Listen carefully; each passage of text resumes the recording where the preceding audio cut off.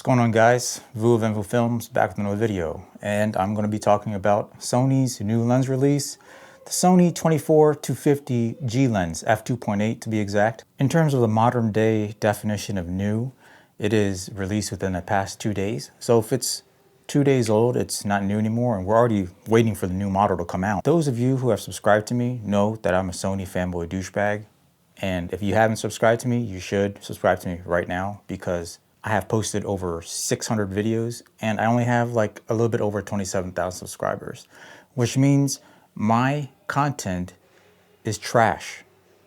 But you should still subscribe to my channel.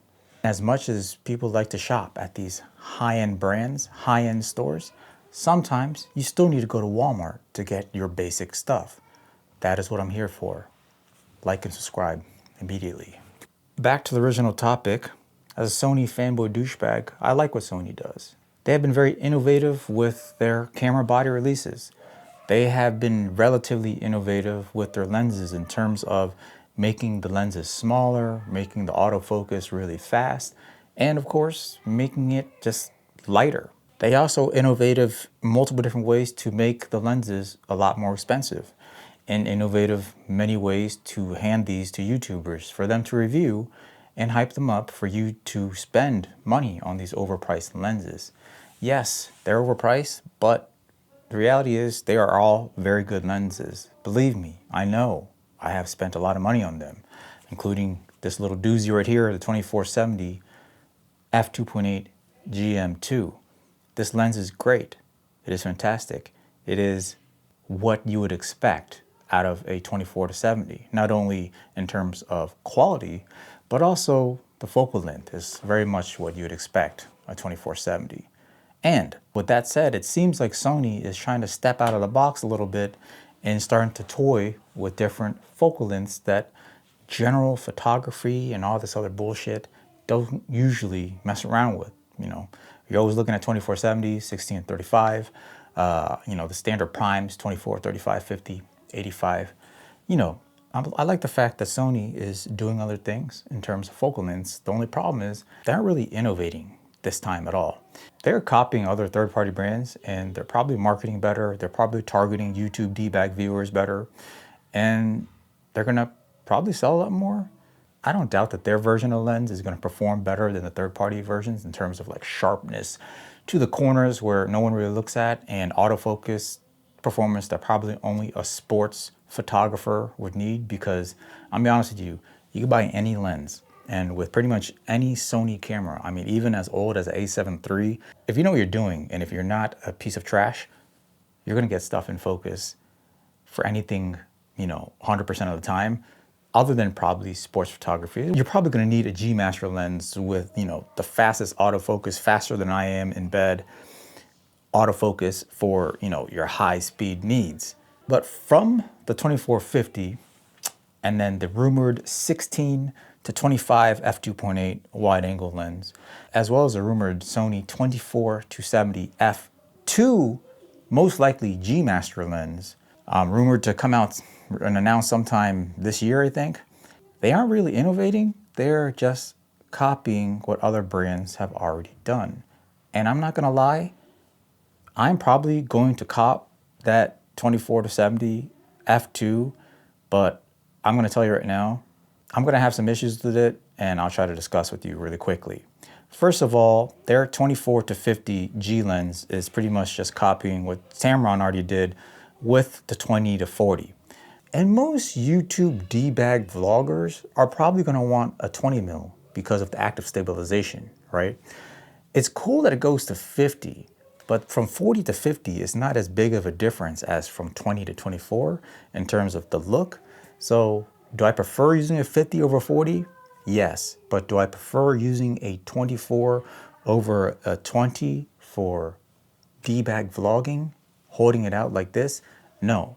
But I understand, like a creator assistant myself, I would probably just film with 24mm anyway, as I'm doing now, because I usually do my talking head bullshit in studio, just like I'm doing right now.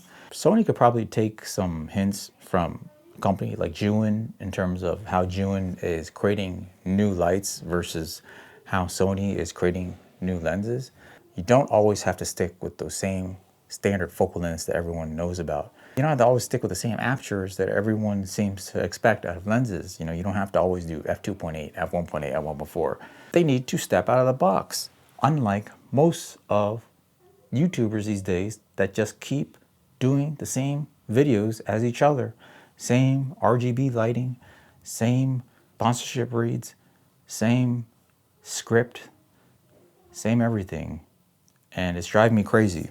So, as you know, Zhiyun released this light, I think well over a year ago. The Zhiyun Molus X100. It's a 100 watt light or something like that. I'm probably bullshitting, but it's a bright ass light. And look at this form factor of this light. It is flat and it's compact and it fits everywhere. And if you compare this to other 100 watt type of lights, which are like this big, this is incredible. It performs really well. They did some things that stepped outside of the box of lighting to deliver things that some videographers, photographers didn't really know they needed. Was like a very slim, tiny, compact light that could fit in their bag, but could pretty much do a whole bunch of lighting situations depending on how they want to rig it out. At the time, as innovative as it was quite expensive, and it still is. It's the base model of this light is like $250. It doesn't come with a battery or anything, so it just comes really bare bones. It has app capability. It has an informative screen and all this stuff. But what Zhiyun recently did was they released a cheaper version of the Molus called CinePure. The CinePure light is also the same brightness, the same bicolor light as the Molus, but it starts off at only $199. And it also comes with a battery already attached, not removable. But now you have a lighting setup, small, relatively compact, even though because of the attached battery kind of made it slightly bigger. But hey, look, $199 comes battery, is bicolor. There's no app control, so it's pretty bare bones in terms of lighting. But for those of you looking for a tiny ass light where you can attach different accessories to, you could buy a Bones mount attachment to attach soft boxes, whatever it is you want, on the small little package that pretty much just fits right in your backpack with the battery already attached, so you know you could have power right off the bat. But if you need to plug it into the wall, you need to plug it into a USB-C power bank, V-mount battery, whatever it is you have, with this new Zhiyun CinePure CX100. Speaking about YouTube innovation, I just kind of innovated a little bit there by making a video about Sony new lenses that I know most people will watch, but then I talked about this new Zhiyun light that they just released that they sent me to try out. More of you will view this video and be exposed to the new Zhiyun CinePure CX100 light versus me posting a video that says Zhiyun's new CinePure CX100 light, and then a lot of my subscribers, I know you're probably gonna just scroll right through and not even watch the video. But because I'm talking about Sony's new lenses, and now you watch the Sony lens video, and then you also got exposed to some new Zhiyun light with the links in the description below to buy, affiliate links to make me more money. Like and subscribe again for YouTube douchebag trash content. But I think Sony missed an opportunity here to do something else, such as maybe doing an f2 with the 24-50. Maybe doing a lens with an f2. Maybe a 25, maybe a 24-50 f2. Maybe a 28-50 f2. Whatever they got to do to make a nice small compact lens with a faster aperture. But depending on the way you look at it, they probably aren't really missing out on anything, because they're probably not going to want to make a lens like that that's going to eat into their dollars. And by dollars, I mean their prime lenses, because I could see if they were to produce something that does like a 20-50 f2, they're probably going to lose a lot of sales on their prime lenses. I mean, they could sell this new lens for over $2,000, but they're still going to make less than selling multiple prime lenses, because I bet that if most creators, photographers, videographers, whatever the hell you want to call people holding cameras these days, if they get a hand on a zoom that could do f2 and it's small and it's not gigantic, they could definitely pull it off. Sony did some interesting crap with the new 24 to 50G where when you zoom out, the lens barrel extends, and at its tightest focal length, it is all the way collapsed. And a lot of people are complaining about this, that it's weird, it's not what they're used to, and they have no idea why Sony did it. The reason why Sony did it was to make sure the lens was compact, because believe it or not, the wider the lens and the wider the aperture, the bigger the lens has to be, the bigger that lens opening has to be. So it completely made sense to me that at its tightest focal length, the lens is the smallest and compact. And in order to get more image, less vignetting, and maintain the same amount of light sensitivity of the lens, they had to expand the lens and make it bigger.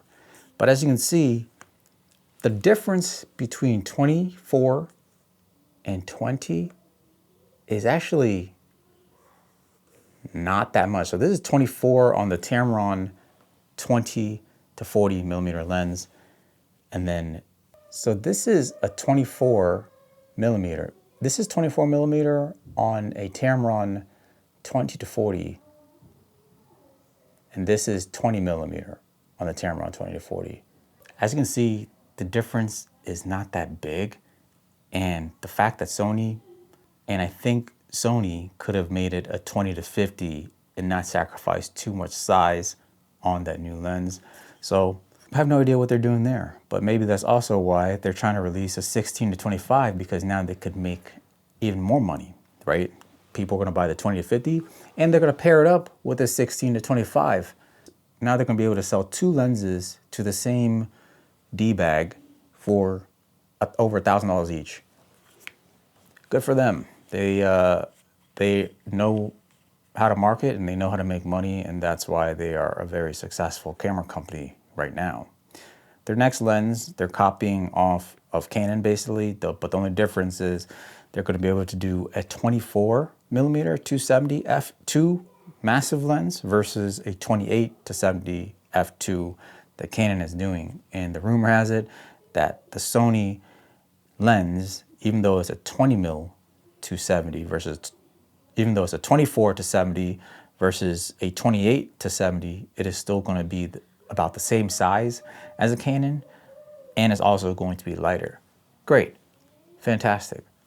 Again, they're just copying off what Canon already innovated on, making a nice zoom lens with a bright aperture. Sony could have done something else here. Instead of doing, again, 24 to 70, do something different. 24 to 50 f2, I don't know, 60 f2, whatever it takes to do the smallest possible lens size and also giving us a decent amount of zoom range and also a nice f2. But I'm not here to say that I'm not repetitive. I'm not here to say that I don't do some of the same stuff that I always do all the time because it's easy. But in general, I like to at least try to be creative, try to think outside of the box, try to do things differently. On YouTube, I try to present things in a different way. And it bothers me when I see people just not trying to be different. People are always trying to follow trends, companies just copying each other's ideas, copying each other's gear to capitalize on the hype of how people like to just jump on trends.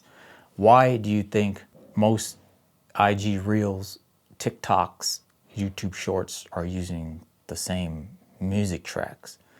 Not only because people are copying each other's ideas, but these social media platforms are actually encouraging people to use those same music tracks because those get the better push the better algorithm, and the user, the viewers, the creator gets more views. So even though these platforms want you to be creative as a content creator, they are actually encouraging you to do the same shit as everyone else, because if you do the same shit as everyone else, you get a better algorithm push. So let's just use the same track, the same song track as everyone else, and push it through. Let's use the same AI voice as every other video. They'll push it through. I have no idea why that is. Speaking of AI voices, have you guys noticed that you can tell when the voice is AI? There was probably about a year ago when I discovered AI voiceovers, and then I was looking into it. I was like, wow, this sounds amazing. This sounds like a real person. But the more I've been listening to a lot of these TikToks, YouTube Shorts, IG Reels, I've begun to my ears are now trained to recognize the difference between a real person's voice and an AI voice's. No matter how good that AI voice sounds, there is something about it that makes it AI. There's something about it that I immediately recognize as not a real voice. Even though you ask any regular person on the street if this is a real person talking or not, they'll probably say yes. There's some nuance about AI voices that I am now recognizing that I can tell is fake, which is good news. Because as the world is increasingly going towards fake BS, using AI for photos, voiceovers, and even now video, I think at the end of the day, we humans eventually naturally start recognizing if something doesn't look right, if something doesn't look real or not. Same reason why back in the day when we watched these movies and then, when we first saw like some CGI and we're like, wow, that thing looks really real. It looks incredible. But you fast forward like 5 years and you rewatch some of those old movies with that CGI that we used to think looked so real. Now, for some odd reason, it looks so obviously fake. So yeah, there was a point where I was like, oh crap, there was probably a point about a month ago where I was like, I don't know what's going on with the world and I don't know what's happening with all this AI crap.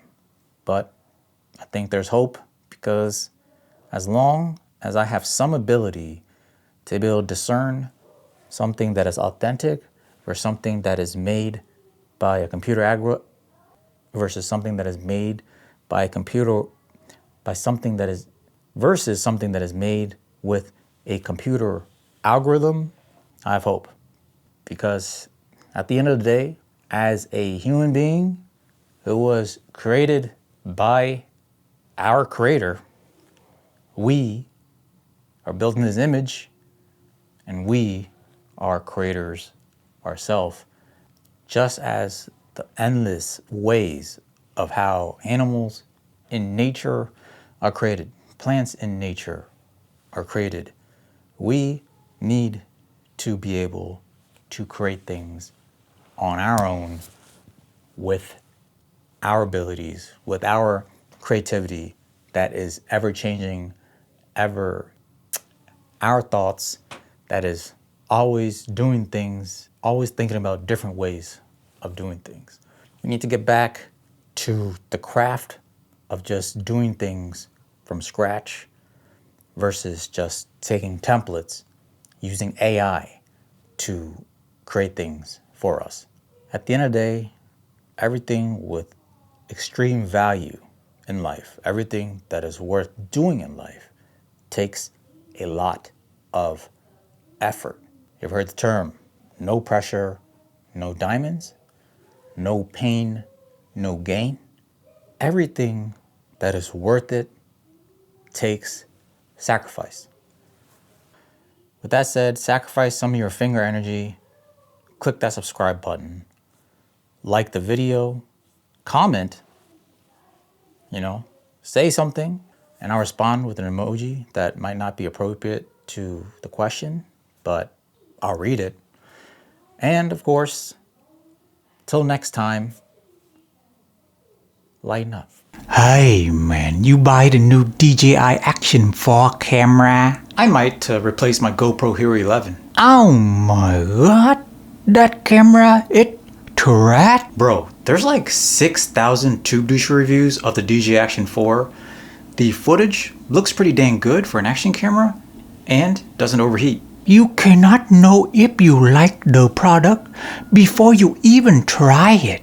Are you gay? No, man. How do you know if you never tried it? Let me show you. When I see the guy, my lens it like that. When I see a girl, my lens it like that. Oh my god. That's what I thought. The point is, you can know if you like something or not, even if you haven't tried it. Buy my RGB LGBTQ LED light, only $29.99.